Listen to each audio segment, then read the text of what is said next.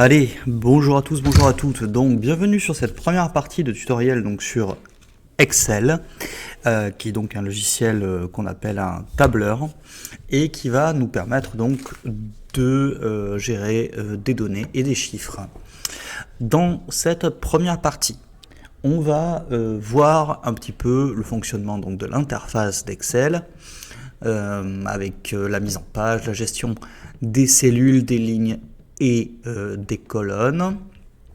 Ensuite, on verra comment fonctionne un tableau, comment faire des tableaux et quelques premières petites formules comme la somme ou la moyenne.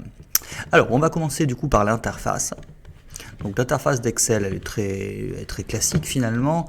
Là-haut, vous avez le nom du fichier actuellement, donc la classeur 1 parce que je n'ai pas enregistré le document. On verra aussi comment correctement enregistrer un document et créer des versions différentes de ce document en versionnant les enregistrements. Bref, compliqué, on verra ça tout à l'heure.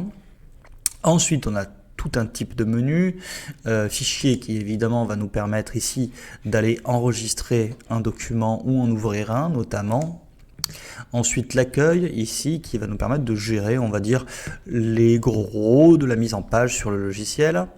Après, on a insertion, on va pouvoir insérer des tableaux directement, des images, des formes, etc. On ne le verra pas spécialement aujourd'hui. Et tout ce qui est ensuite mise en page, zone d'impression, qu'on verra pareil en deuxième partie quand on parlera d'exportation et d'impression.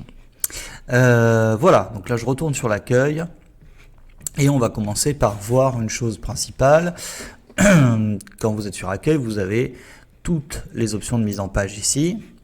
Ensuite, vous avez une zone qui vous indique ici exactement sur quelle cellule vous êtes. Donc ici, on est bien en J14. Voilà. Si je me mets là, on va être en A1, évidemment, etc., etc. Ici, on a la possibilité donc d'écrire ou de rentrer des formules. On a pas mal d'exemples ici. Si je clique sur le petit FX là, ici, je vais avoir la possibilité de faire pas mal de formules. On va en apprendre quelques-unes pour pouvoir travailler correctement. Mais je ne pourrai pas vous montrer absolument toutes les formules.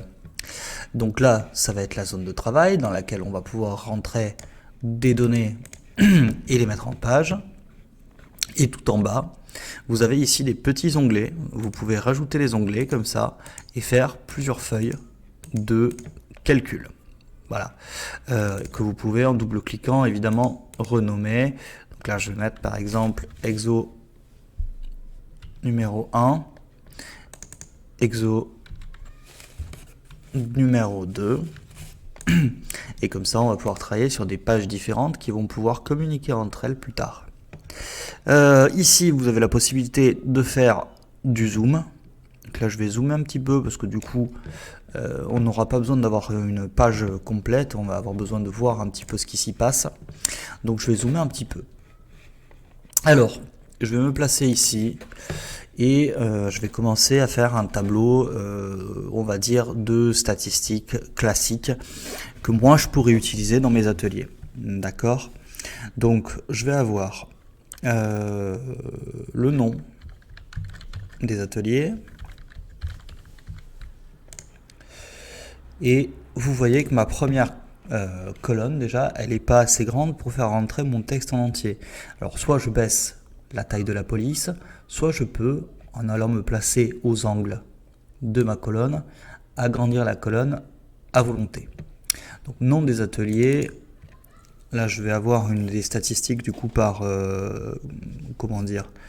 par âge. Donc, je vais avoir enfant, ado, adulte. Alors, j'ai ces personnes en situation de handicap. Normalement, je mettrais ça comme ça, mais là, je vais mettre handi. Et puis bon, voilà. Bref, on peut en mettre autant qu'on veut, évidemment. Le nom de mes ateliers, je vais avoir par exemple ordinateur, téléphone.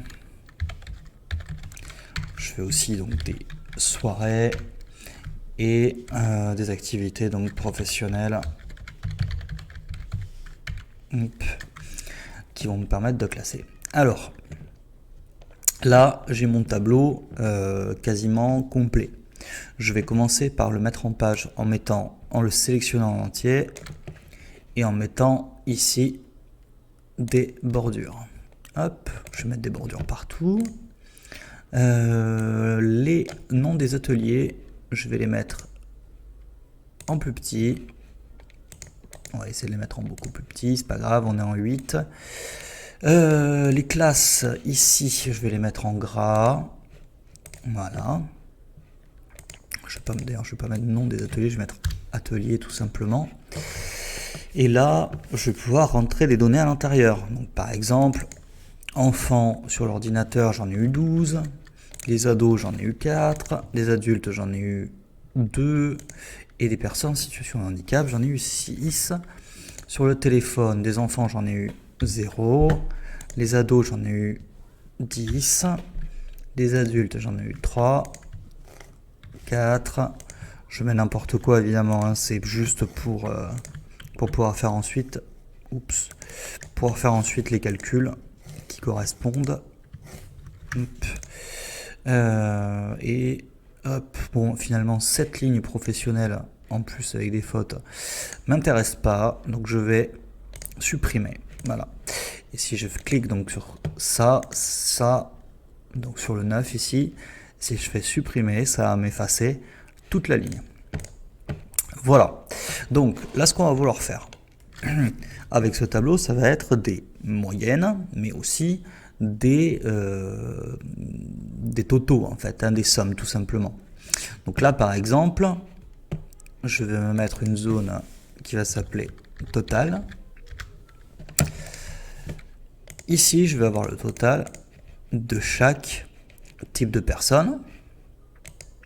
Donc comment faire? Ici, je veux le total de tous les enfants qui ont participé.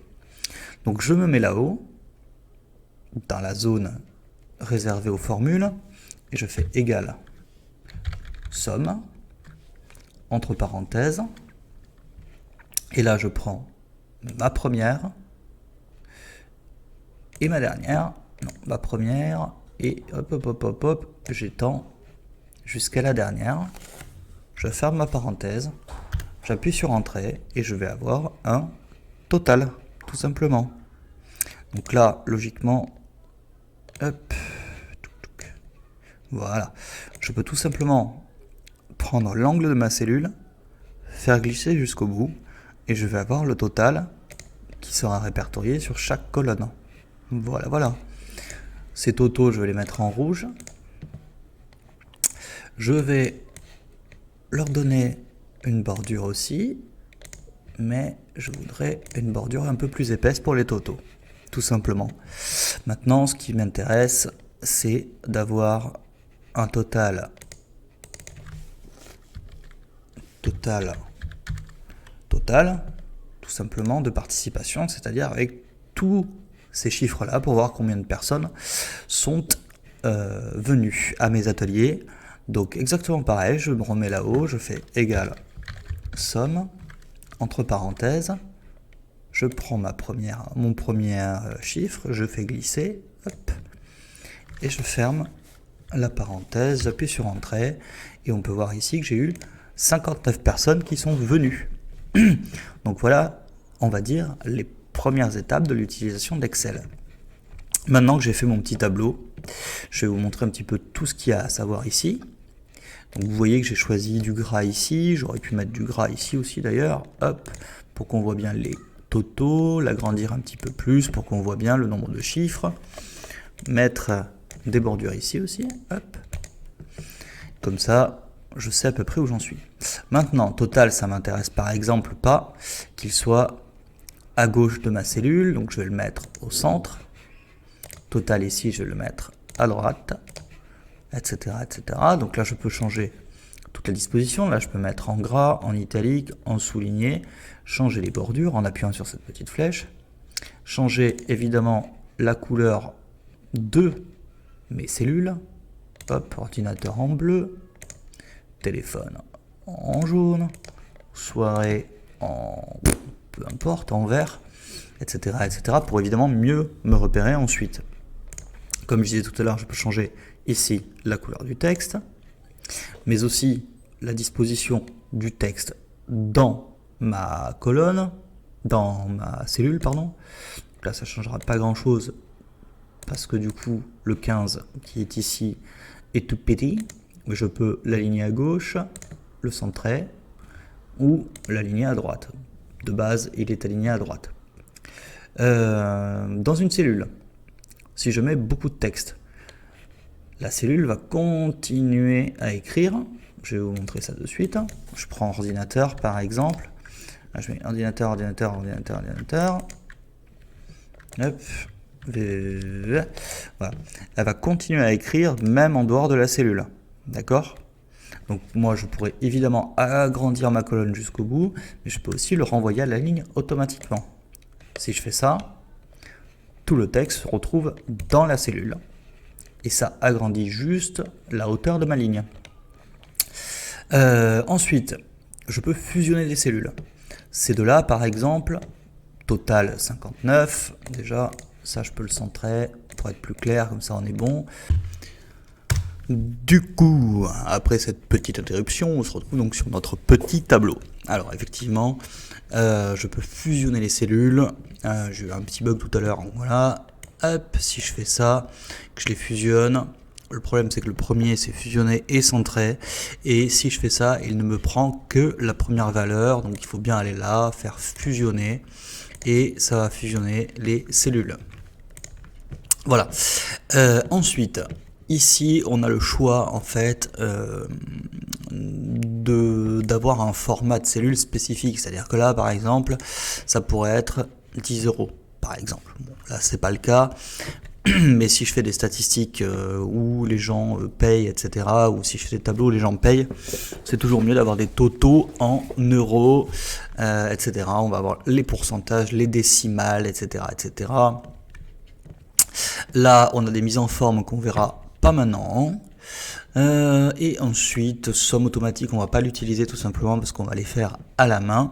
Et ensuite, on aura des tri et des filtres, mais ça, on verra ça dans une seconde partie. Là, de suite, ce qu'on va faire, c'est que je vais vous montrer qu'avec ça, évidemment, on peut faire par exemple un graphique. Donc, je sélectionne toutes mes notions. Hop, et là, j'ai un petit carré qui s'affiche. Si je fais ça, je vais pouvoir faire des mises en forme, comme ceci, par exemple, qui va me donner le nombre visuellement. Visuellement, on va me dire, voilà, vous voyez, en rouge, c'est le 0, plus c'est vert, plus il y a de monde, avec des flèches, avec des trucs, donc ça permet d'être plus visuel. Ici, je vais pouvoir y mettre directement des graphiques, qui me montrent par section, donc ordinateur, téléphone et soirée, le nombre d'enfants, le nombre d'ados, le nombre d'adultes, etc. Donc je peux choisir, évidemment, on peut faire d'autres graphiques beaucoup plus compliqués, évidemment. Voilà.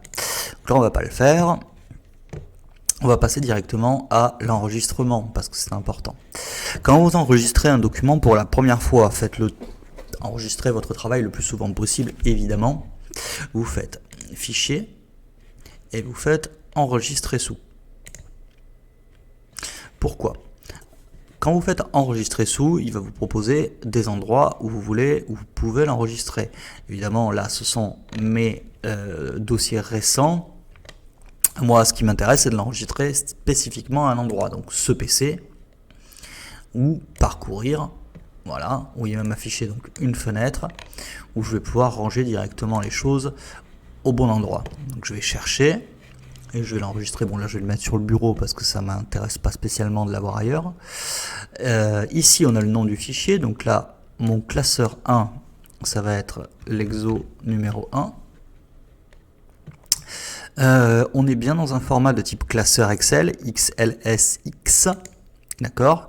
Si je clique là, je peux l'enregistrer pour qu'il soit compatible notamment avec des plus anciens Excel, donc 97-2003, en XLS qui va avoir une possibilité d'être ouvert avec des logiciels Excel plus anciens.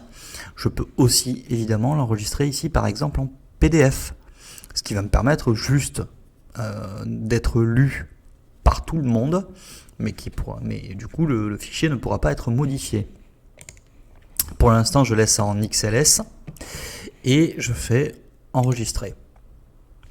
Voilà. Et du coup, si je vais sur mon bureau, là, je vais pas pouvoir vous le montrer, mais je vais bien avoir le document précis enregistré en XLS que je vais pouvoir retrouver.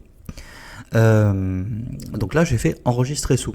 Si maintenant, je fais juste enregistrer, il m'enregistre le document avec le même nom. Maintenant, ça, c'est mon modèle. Disons que ça, c'est pour 2025. Mais moi, ce qui m'intéresse, c'est d'avoir le même tableau, voilà, pour 2026, par exemple. Bon, 2026, ça n'a pas encore eu lieu, donc voilà, mais bon, voilà. Donc, mon tableau, je lui mets ici 2026. Je garde ce tableau-là, et là, je vais faire fichier enregistrer sous. Donc, parcourir bureau, je vais le mettre au même endroit. Donc là, vous avez bien Exo 1 qui est enregistré. Et moi, ce qui m'intéresse, c'est de mettre Exo 1 avec une date. Donc pour 2026. Ce qui fait que Exo 1 sera mon modèle auquel je ne vais plus jamais toucher. Et ensuite, j'enregistrerai toujours avec une date pour avoir les fichiers à la bonne date. Voilà. Ce qui fait que si je retourne là-dedans, enregistrer sous parcourir bureau. Là, j'ai bien mes deux exercices. Exo 1 qui n'a pas bougé, d'accord, et Exo 1 2026 qui va être avec les modifications que j'ai mis ici, donc pour 2026. Alors, voilà pour la première partie du tuto Excel. N'hésitez pas à poser des questions ou à contacter l'espace multimédia pour plus d'informations. Voilà, merci à vous.